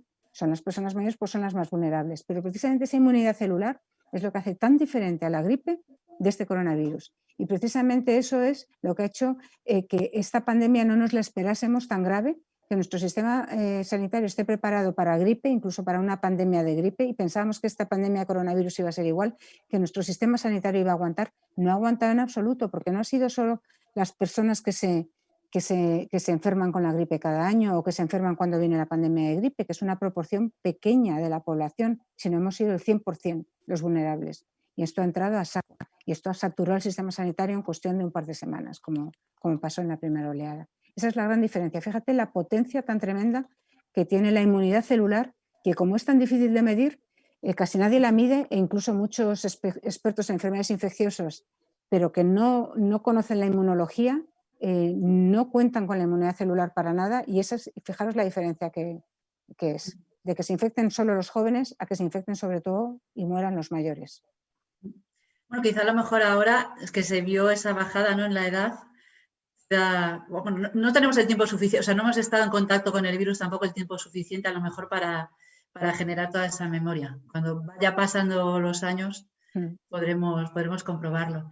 Claro. Pregunta también relacionada un poco con las vacunas, pregunta Flora, además de felicitarte por tu gran esfuerzo divulgativo, cosa que comparto con ella. Gracias. Te pregunta, si la vacuna de Pfizer no concluye que protege de síntomas graves, ¿estaría justificado empezar su administración en todo caso? Además, adicionalmente va a ser cara, ¿no?, por el tema de conservación en frío. Sí, lo de conservación en frío es un problema. Debo decir que yo me enteré de lo de la conservación a -80 la semana pasada antes del anuncio de Pfizer, porque me lo dijeron en un centro de vacunación. Como yo estoy en contacto con la gente que está en la Comunidad de Madrid con las vacunas, pues me lo dijeron. Me dijeron, oye, estamos ahora con el problema de la vacuna de la COVID-19. Digo, ¿qué vacuna? Dije yo la semana pasada, digo, ¿qué vacuna? Pues venga la que venga, hay que mantenerlas en congeladores de -80, y estamos con la logística intentando ver cómo se hace. ¿Vale? Pues sí, eso es un problema y ya lo sabían y ya están trabajando en ello, lo cual, bueno, pues vamos adelantando y vamos adelantando cosas. Los ensayos clínicos con las vacunas los han hecho vacunando primero a las personas jóvenes y sanas. Cuando han visto en el plazo de un par de meses, probablemente, cuando han visto en el plazo de unas cuantas semanas o un par de meses que eran seguras para estas personas, han pasado a vacunar a personas de más riesgo, a las personas de los grupos de riesgo de mayor edad y con enfermedades crónicas. Y por ahora solo han visto que se hayan reinfectado suficientes personas del primer grupo, de los jóvenes y sanos, los que empezaron antes, que hayan tenido la segunda dosis de la vacuna al menos 7 días, que se hayan infectado al menos 7 días después de la segunda dosis de la vacuna. Todavía no ha habido tiempo para que los de la segunda ronda, que son los más mayores y los que pueden sufrir enfermedades graves, hayan sido infectados después de las 2 dosis y de al menos 7 días, en un número suficiente como para que puedan sacar ni la más mínima conclusión. Pero yo esperaría que hubiese solo un retraso de un par de meses en dar esos datos. Solo con datos de que protege a los jóvenes de síntomas leves, desde luego no merecería la pena vacunar a las personas mayores, a los grupos de riesgo, sobre todo porque tampoco habría datos de seguridad en las personas a las que se va a vacunar. Pero esos datos se tendrán a tiempo. ¿Por qué la seguridad se mira a tan corto plazo? Que es uno de los temas que a veces causa un poco de suspicacia. Bueno, pues porque tenemos experiencia de los últimos 50, 60, 70 años que ya tenemos vacunas con estándares modernos como medicamento, con ensayos clínicos, de que las reacciones adversas de las vacunas tienen lugar en las primeras semanas después de la vacunación y no a más largo plazo. No quita que se observen todas las vacunas desde entonces a más largo plazo, y por eso precisamente sabemos que los efectos adversos son en las primeras semanas. Y entonces por eso se evalúa la seguridad en las primeras semanas y se evalúa en absolutamente todas las personas y con absoluto celo. Por eso las vacunas confiamos en que van a ser seguras, porque el periodo de evaluación de la seguridad de las vacunas es ese. Es el que esperamos. ¿Que en estas vacunas puede ser más? Bueno, pues a lo mejor, pero vamos a estar absolutamente vigilantes porque además vamos a tener mucha población en que mirarlo. En cuanto haya unas pocas personas en que hay riesgo, en cuanto haya un caso por 100.000 a lo mejor en que hay un efecto adverso grave, pues a lo mejor se considera sustituir esa vacuna por otra que nos dé esos riesgos. O sea que esto se va a monitorizar muy de cerca y por lo tanto sí que van a ser seguras. Hay un segundo momento en el cual las vacunas frente al coronavirus pueden tener un cierto riesgo de seguridad y es cuando las personas se infecten. Porque en algunas enfermedades, en muy pocas, pero en los coronavirus podría ocurrir y en el dengue también ocurre, la segunda infección es peor. Entonces, ¿la persona vacunada debería estar bien protegida de la infección? Sí, pero en muy pocos casos podría ocurrir, pero la evidencia no se ha visto ni en un solo ensayo animal, en todos los que se han hecho, podría ocurrir que muy pocas personas, en lugar de estar protegidas frente a la infección natural, tienen una enfermedad más grave con la infección natural, justo lo contrario. Bueno, pues si eso ocurre, esa vacuna también se tendrá que retirar y ser sustituida por una mejor. O sea que se está observando ese segundo periodo también, se vigilará con todo cuidado, pero ni se ha visto en los ensayos de animales, ni se ha visto en los casos que están monitorizando los ensayos clínicos. Si fuese eso, se tendría que parar si se ven los ensayos clínicos y si se ve más adelante, como sería de esperar, porque serían muy frecuentes, pues habría que retirar la vacuna y sustituirla por otra.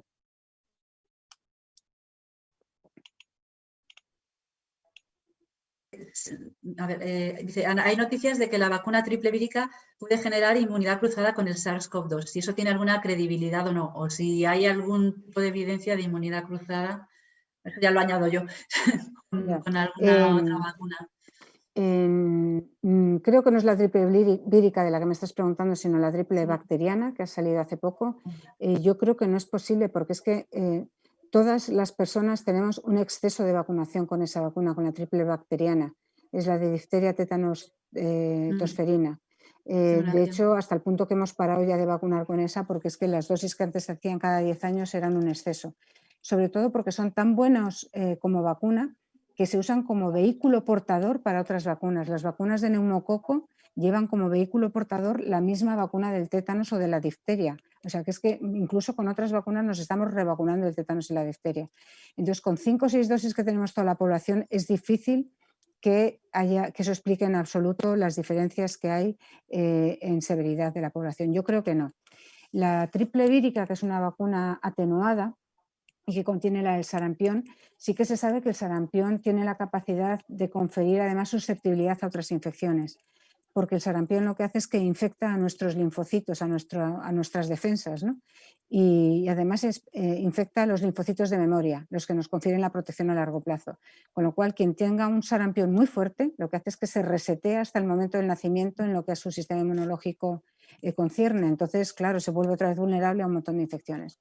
Entonces sí que la vacuna del sarampión da una protección más allá de proteger del sarampión, y eso ahora, no en el siglo XIX, ahora da una protección real más que proteger del sarampión, pero no es una protección cruzada, es simplemente que evita que se dañe nuestro sistema inmunitario.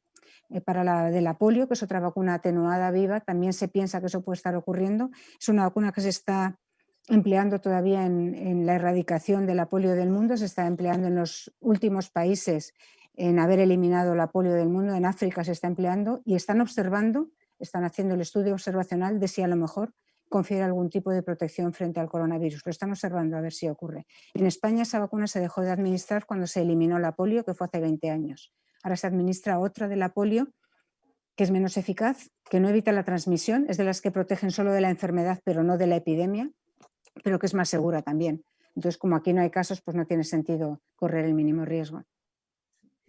Nos quedan 5 minutos y siguen entrando preguntas de vacunas, pero yo quería un poco moverme a... No sé si nos podemos extender un poco más, yo no sé qué pensará el público o los organizadores, pero es que cuando habla Marga, aquí nadie quiere cortar. Porque yo quería un poco moverme a tocar una parte de los aspectos más sociales, ¿no? En el contexto de los cafés sobre ciudades sostenibles, ¿no?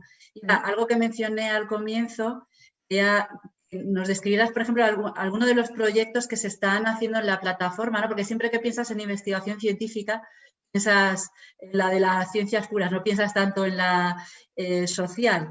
Y yo creo que en este contexto, además, estaría muy interesante conocer alguna de estas investigaciones que sí se están realizando en otros aspectos un poco más sociales y dentro de la plataforma se están haciendo. Quizá tú a lo mejor puedes destacar alguna de las que consideres más Sí, interesantes. pues por ejemplo, la población más castigada ha sido la población de mayor edad y ha sido la que además tiene otras enfermedades crónicas adicionales.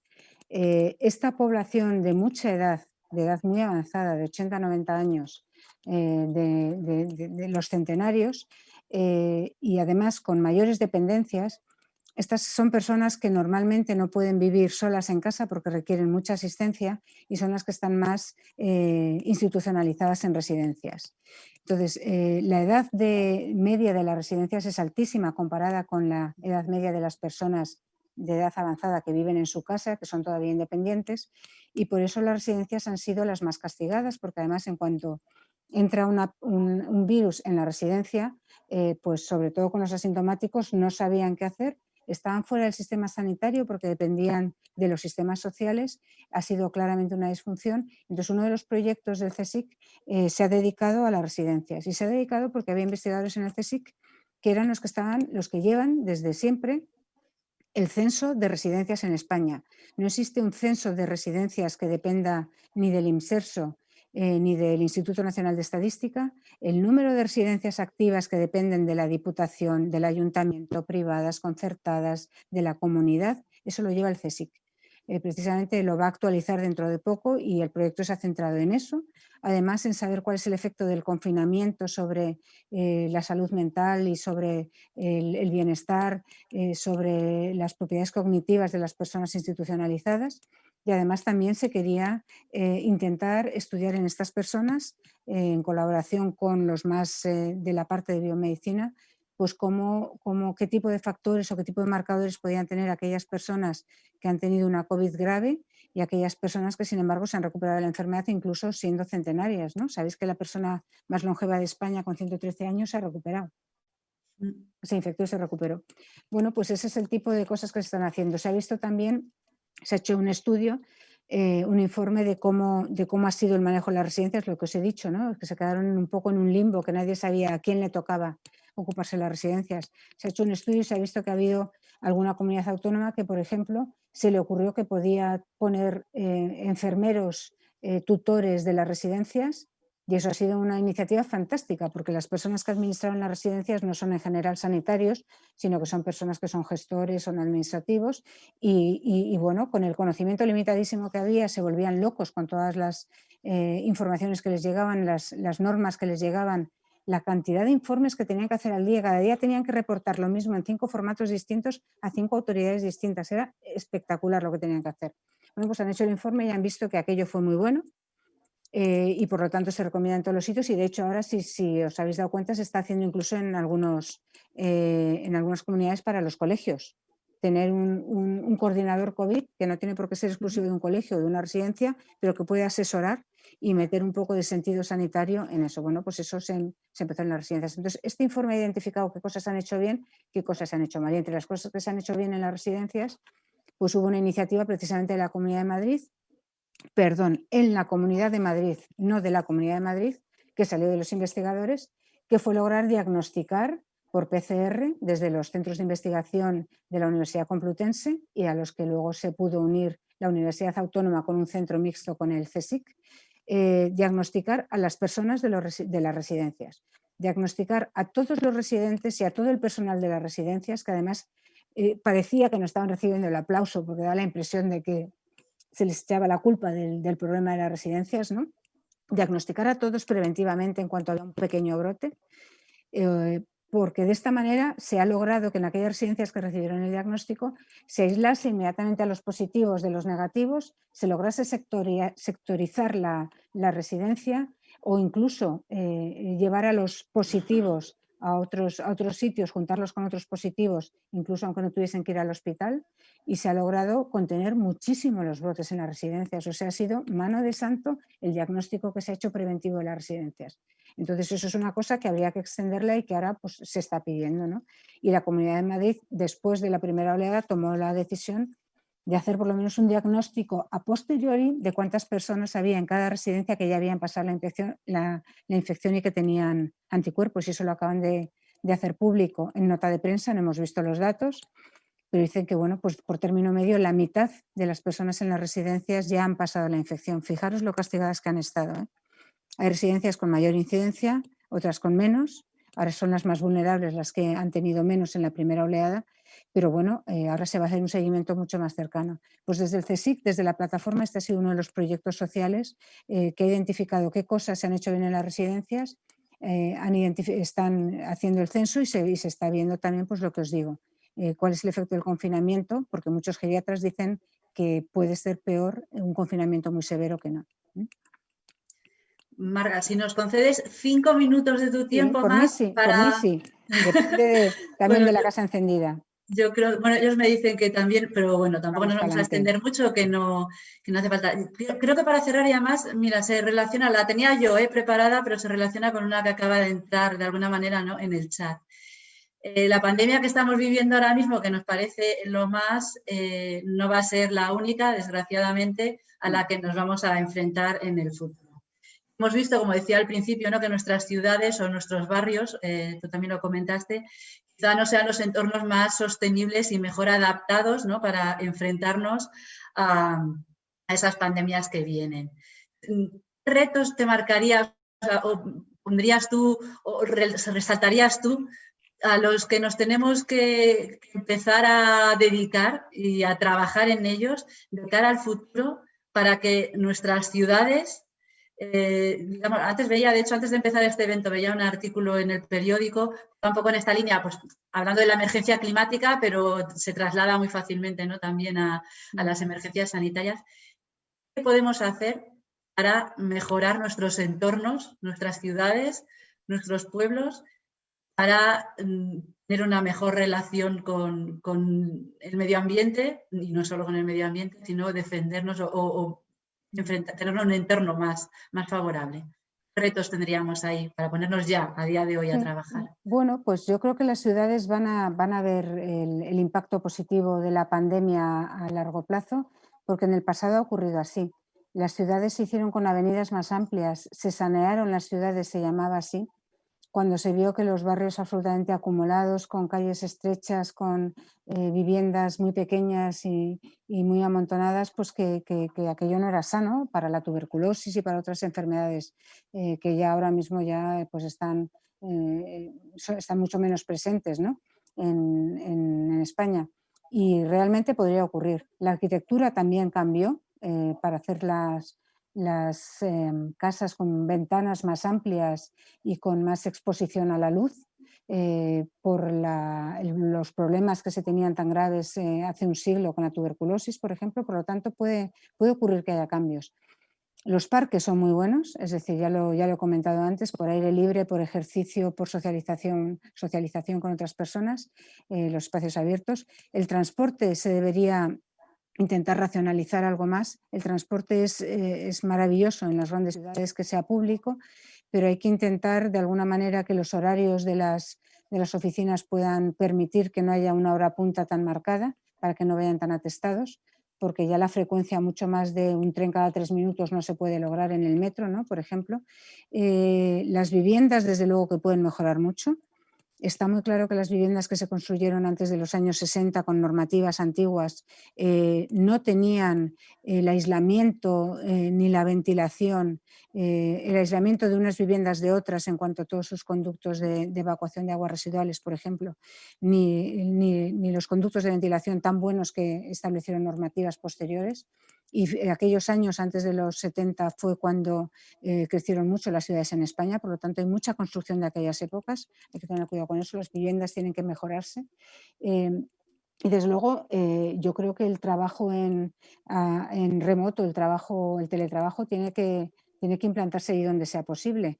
Hay personas que no lo ven nada bien porque no lo aguantan, no trabajan nada bien en casa. Hay personas que al contrario están deseando hacerlo. Yo creo que se tiene que llegar a un compromiso, que desde luego haya comunicación en el trabajo presencial, porque es fundamental. O sea, igual que los científicos vamos mucho a congresos porque la comunicación presencial no es lo mismo que un correo electrónico, pues también el trabajo presencial es vital para determinadas interacciones, para ideas, para creatividad, que no se puede hacer por teleconferencia, pero hay muchas cosas que se pueden hacer a distancia, que se puede trabajar desde casa y muchas gestiones que se pueden hacer desde casa y habría gente que podría conciliar mejor la vida familiar.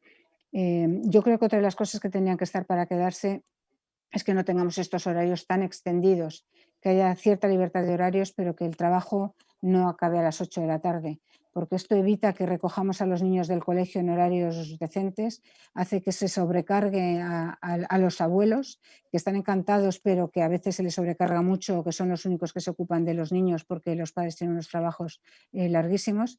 Y esto ha hecho, por ejemplo, que España también sea una de las poblaciones en que la tercera edad ha estado más castigada por la pandemia. Ha sido de los pocos países en Europa que ha tenido más exposición a la pandemia durante la primera oleada que los más jóvenes. ¿Por qué más exposición todavía que los más jóvenes? Pues porque les hemos tenido que cuidar más, ¿no? Siempre ha habido alguien que les tenía que cuidar, algunos, los que necesitaban más cuidados, o que por lo menos les llevaba la compra, o que les iba a hacer la comida o algo parecido, ¿no? Entonces han estado más expuestos, mientras que Reino Unido ha sido al revés. Han estado menos expuestos que los niños, por ejemplo, ¿no? Ha sido justo lo contrario. O en Suecia ha habido una caída en la exposición una vez pasados los 65 años de edad, tremendo, porque además viven solos incluso, muchas personas mayores, mucho más que aquí. Bueno, eso tendrá que cambiar para que no haya tanta dependencia de las personas mayores, pero realmente a la vez es una riqueza, ¿no? Y bueno, pues sí, habría que cambiar algunas cosas, pero habrá gente que a lo mejor piense que se puede deslocalizar parte del trabajo y si vives fuera de la gran ciudad, a lo mejor disminuyes el riesgo que representa una gran ciudad en casos de epidemia y a lo mejor si entras solo 1 o 2 días a trabajar te puedes permitir vivir fuera de la gran ciudad, te puedes permitir vivir en zonas un poco más descongestionadas y se descongestiona la gran ciudad y bajan los precios de los alquileres, que también estaría bien. O sea que sí que se puede haber algunos cambios que pueden ser importantes. A nivel sanitario también tiene que haber ciertos cambios y uno de ellos es no solo a nivel de ciudad, sino más bien a nivel de país. Para que sea más sostenible a nivel sanitario, tenemos que darnos cuenta que la defensa tiene que pasar por un concepto que han sacado ya en Estados Unidos cuando los atentados terroristas de las Torres Gemelas, que hubo además un ataque con la bacteria del anthrax, con esporas del anthrax, que es el concepto de biodefensa, ¿no? La biodefensa también tiene que estar ahí, se tiene que invertir mucho en biodefensa. Ahora ya no son solo las guerras convencionales, sino también el problema, el reto y la gravedad que puede tener una pandemia que nos venga, y están surgiendo muchas. Entonces es importante que estemos, digamos, más entrenados en salud, que tengamos, igual que se invierte en tener tanques que hacen maniobras, que invertamos más en investigación y en todos los ámbitos, como ha resaltado Carmen, desde las humanidades, pasando por la demografía, que son los que han hecho los estudios de residencias, o por la inteligencia artificial, hasta las matemáticas para modelos matemáticos, de todos los campos, y la economía, por supuesto, que hay más investigación en todos los campos para que no solo estemos haciendo maniobras como un tanque que se está probando a ver qué tal funciona, sino que además estemos investigando. Entre tanto, mientras estamos formando investigadores y nos estamos formando como investigadores, pues estamos investigando y estamos contribuyendo al conocimiento. Yo creo que tendría que haber más contribución a la investigación y a la transferencia de la investigación al tejido industrial para que estemos más preparados frente a emergencias sanitarias como esta, que puede ser una epidemia o puede ser una resistencia a los antibióticos, ¿eh? O sea, esto puede ocurrir. O puede ser una nueva epidemia a nivel de calentamiento global porque sea transmitida por insectos que ahora puedan hacer aquí su ciclo completo y ya transmitan infecciones como el dengue en la cuenca mediterránea, que está ocurriendo pero a un nivel tan bajo que todavía realmente no es preocupante, pero que puede seguir ocurriendo y extendiéndose. Bueno, pues habría que tener una infraestructura de biosanitaria y de investigación importante. No solo tener hospitales, sino invertir muchísimo en prevención. Centros para el control de enfermedades, como hay en Estados Unidos, deberían estar, yo creo que en cada país, y no solo a nivel europeo, uno único, que es el que está en Suecia, debería haber en cada país. Y bueno, ya han comentado, el Ministerio de Sanidad ya ha comentado que quieren lanzar los planes para que haya mucha más prevención, que esto es lo que es un centro para el control de enfermedades, mucha más prevención ligada a la investigación y ligada a la salud pública. Es decir, actuar más al principio, teniendo una vigilancia de todo lo que está ocurriendo para evitar llegar al momento en que ya colapsamos la atención primaria y por lo tanto cuando la atención primaria no funciona nos vamos a urgencias, ¿no? Bueno, pues no hay que llegar a eso, hay que prevenir.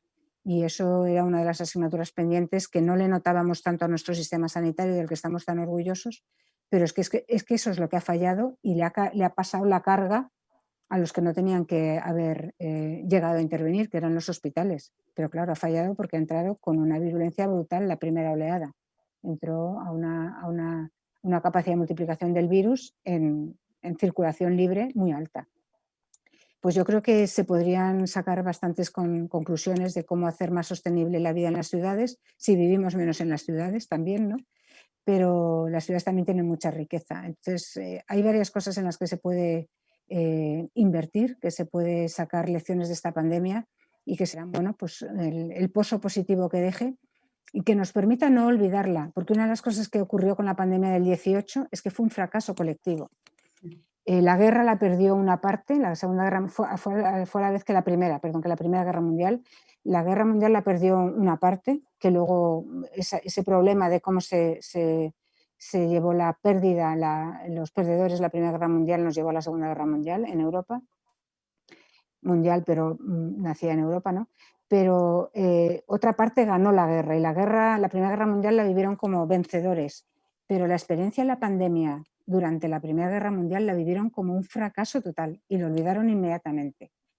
Es que no quedó casi registro ni en el arte, ni en las ciencias, ni en la literatura, en casi ningún sitio se olvidó y pasamos a los felices 20, queremos olvidar, ¿no? Y realmente eso fue por la sensación de fracaso. Yo quiero que esto no se olvide y que nos deje muchas cosas positivas. Y yo creo que sí, que vamos a aprender cosas positivas y que nos va a dejar unas herencias, nos va a dejar unos legados que nos permitirán enfrentar mucho mejor otras pandemias y nos permitirán estar, pues bueno, satisfechos de que hemos hecho todo lo posible, ¿no? Que me entienda bien lo que voy a decir, pero cuando me preguntan cuándo creo que podremos volver a la normalidad, yo siempre respondo que espero que no volvamos a la normalidad que conocíamos, que hayamos aprendido algo con esta pandemia que nos sirva para que en nuestra nueva normalidad hayamos mejorado diversos aspectos, como estos que tú ahora has resaltado. La verdad que, bueno, es tardísimo ya. Se nos quedan temas en el tintero súper interesantes que podríamos contar, que dan para otro café, más nota en la casa encendida para el futuro. Pero yo creo que ya deberíamos ir cerrando. Muchísimas gracias, Marga, porque siempre es un placer escucharte. Lo cuentas todo tan bien, tan cercano. Muchas gracias, Carmen. Yo creo que así estás siempre, saturada de entrevistas y de comunicación. Es otro tema del que no hemos hablado y también es importante. Has dicho, y yo ahí me he quedado diciendo, no me queda tiempo para meterme por esa rama, porque has dicho, solo lo han dicho en una nota de prensa. Sí. Y una parte fundamental también de cómo se está llevando todo esto viene de la comunicación, pero como digo, ya es otro tema. Muchísimas gracias a todos los asistentes por vuestra participación en el chat. Yo creo que hemos casi respondido todas las preguntas que han entrado. Muchísimas gracias al British Council y a la Casa Encendida por organizar este evento y, por supuesto, de nuevo a Margarita por habernos atendido y explicado todo tan bien.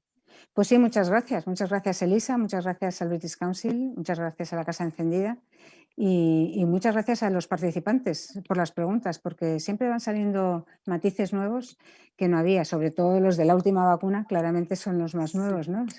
La semana pasada nadie me lo preguntó. Pues muchas gracias a todos, un saludo. Yo, si puedo decir una anécdota que a mí me llama mucho la atención de Margarita, pero para que veáis cómo funciona, es que yo siempre la veo tomando notas. En cualquier evento, cualquier charla, cualquier conferencia, aunque esté hablando ella está tomando notas. Doy fe que después esas cosas que apunta las integra en sus presentaciones. O sea, cualquier cosa que le surja de aquí la va a integrar después a enriquecer sus presentaciones y sus comentarios. Como ves, yo a Marga la conozco un poco y la veo y la sigo. Pues sí, efectivamente. Eso es importante, tú lo dijiste al principio, se aprende también con esas preguntas. Sí, claro que sí. Pues nada, muchas gracias a todos.